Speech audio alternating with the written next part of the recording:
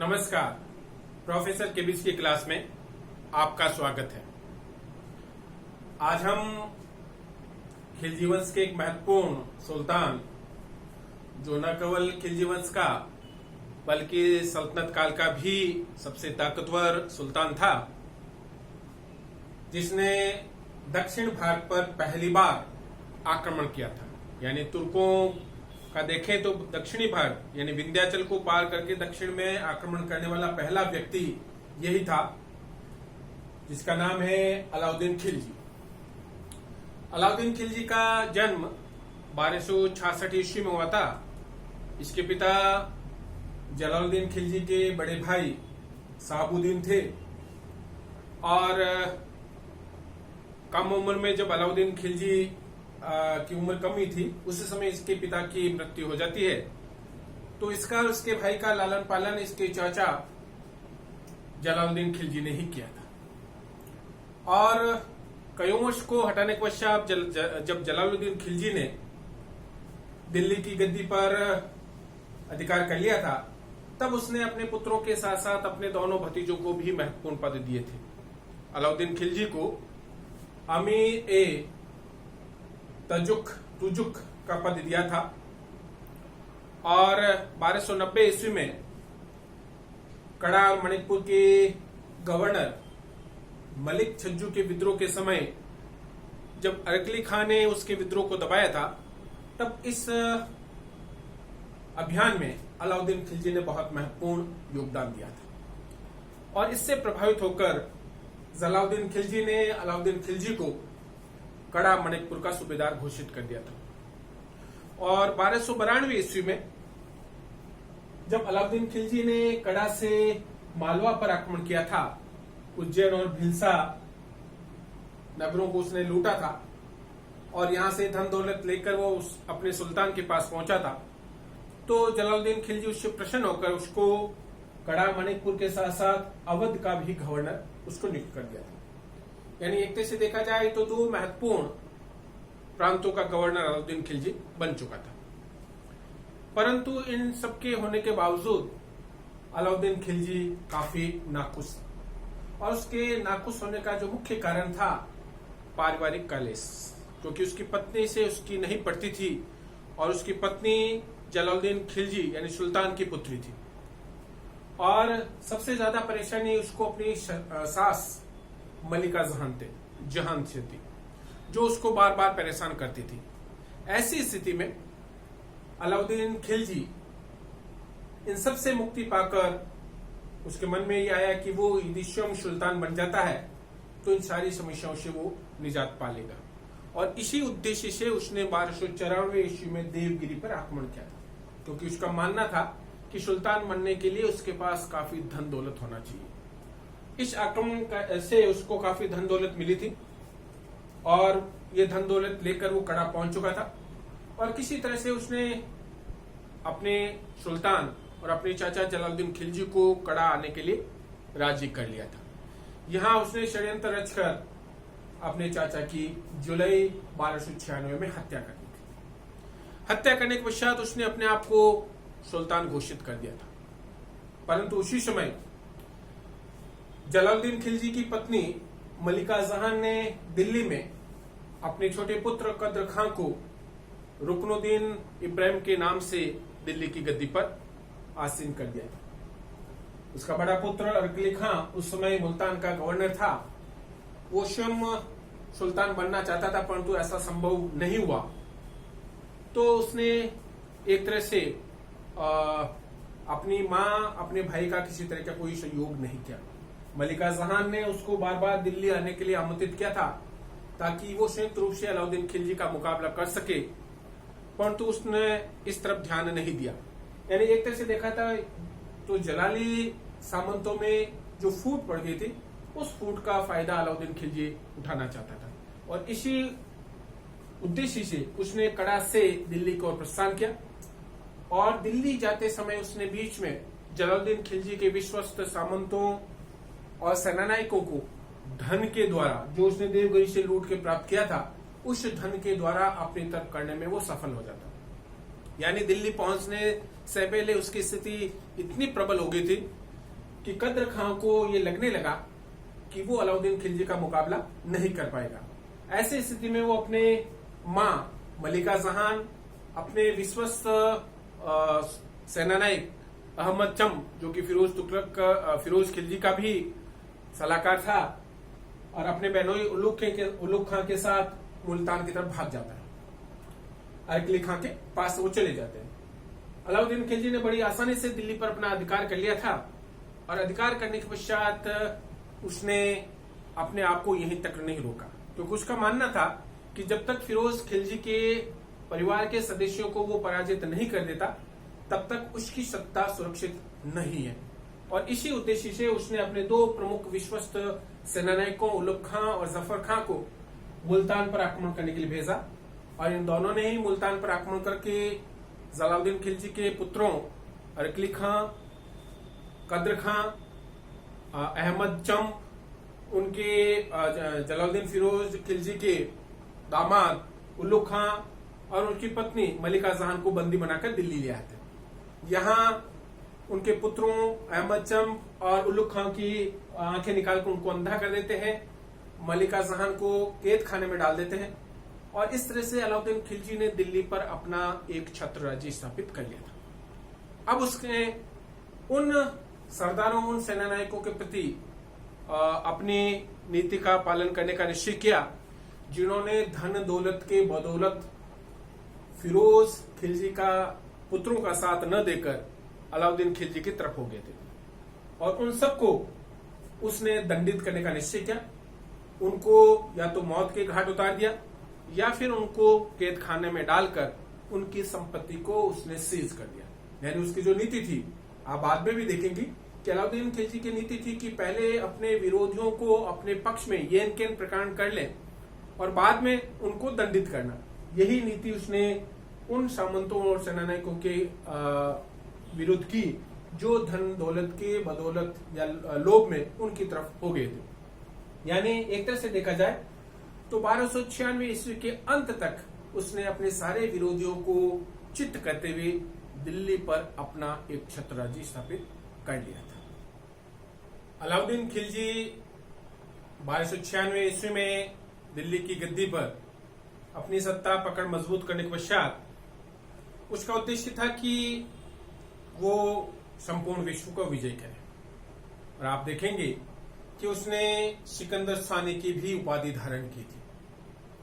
इसके साथ साथ उसने एक नए धर्म को शुरू करने का भी उसने निश्चय किया था।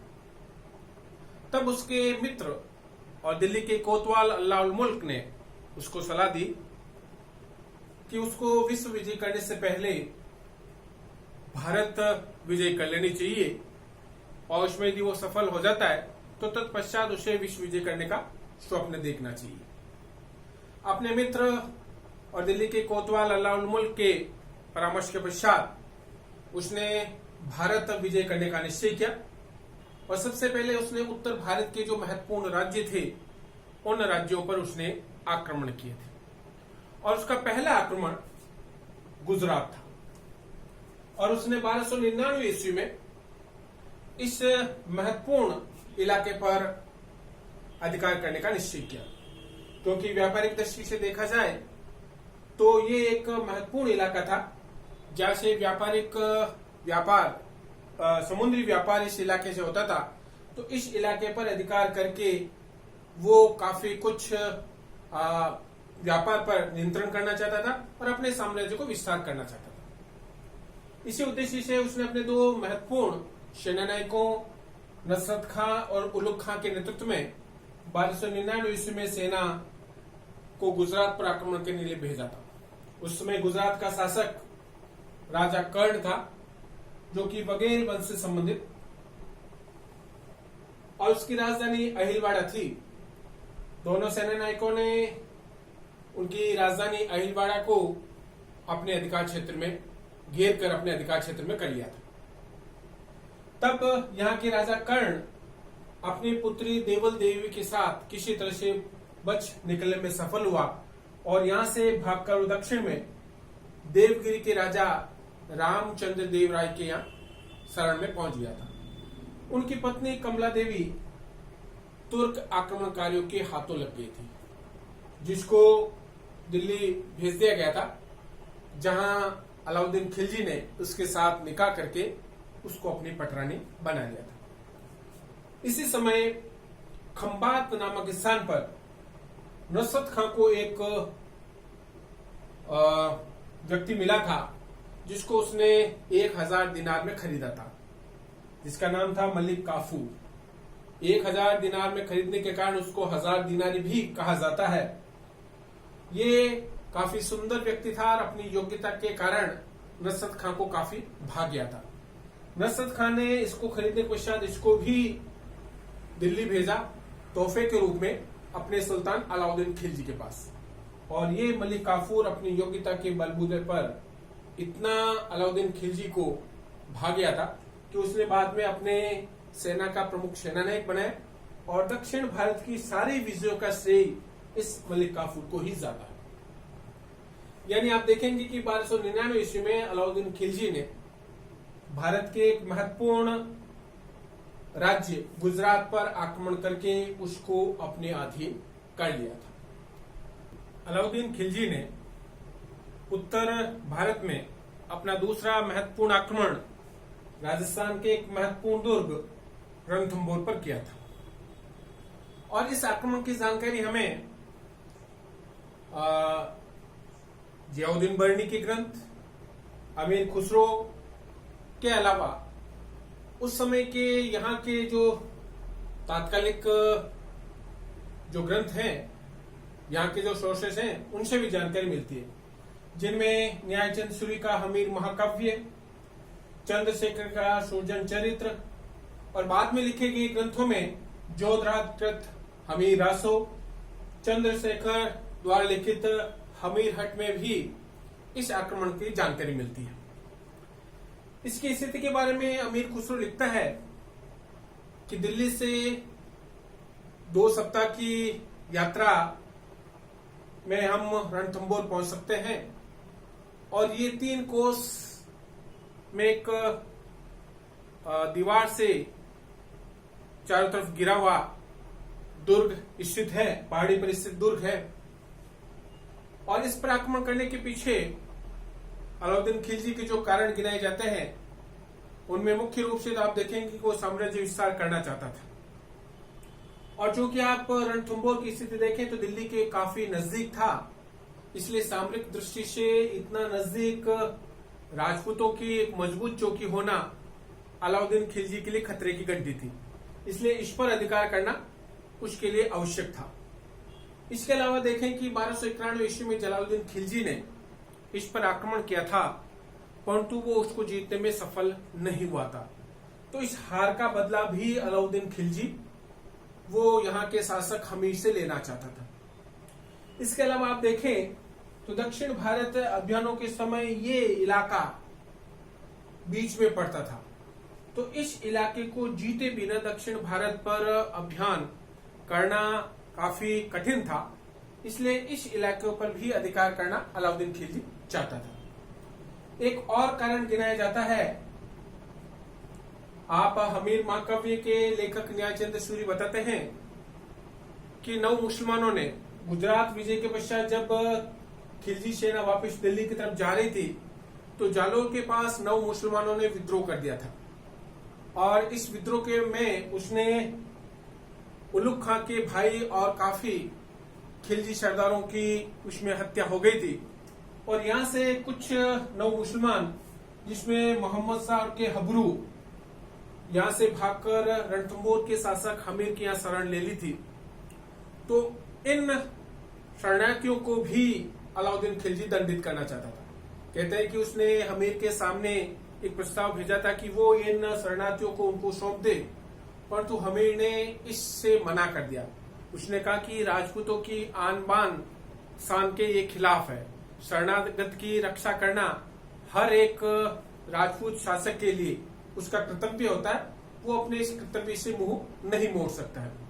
तो ऐसी स्थिति में अलाउद्दीन खिलजी यहाँ के शासक हमीर को दंडित करने के लिए उसने रणथंभौर पर आक्रमण करने के लिए अपने 2 सेनानायकों उलुग खां और नसरत खां जिन्होंने गुजरात पर आक्रमण किया था, उन्हीं दोनों सेनानायकों को वापस 1301 ईस्वी में रणथंबोर पर आक्रमण करने के लिए भेजा था।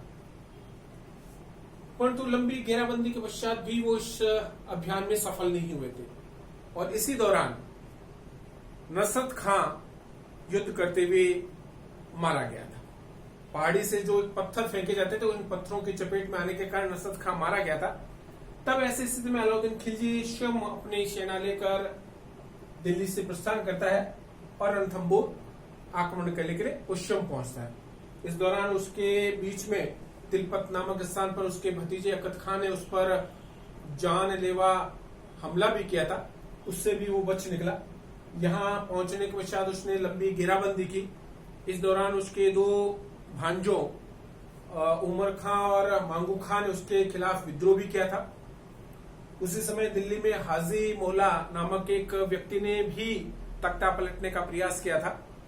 इन सारे विद्रोह के पश्चात भी अलाउद्दीन खिलजी यहाँ लगातार डटा रहा।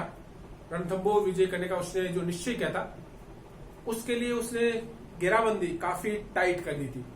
इतनी होने के बावजूद भी जब अलाउद्दीन खिलजी रणथंबोर पर अपना अधिकार नहीं कर पाया, तब उसने कूटनीतिक चाल चलने का निश्चय किया। यानी छल कपट के द्वारा उसने इस दुर्ग को विजय करने का निश्चय किया और उसने अपना एक संदेशा हमीर के पास भिजवाया कि वो समझौता करना चाहता है, संधि करना चाहता है और संधि के पश्चात वो वापस चले जाएगा, इसलिए अपने विश्वस्त सेनानायकों को संधि करने के लिए भेजे।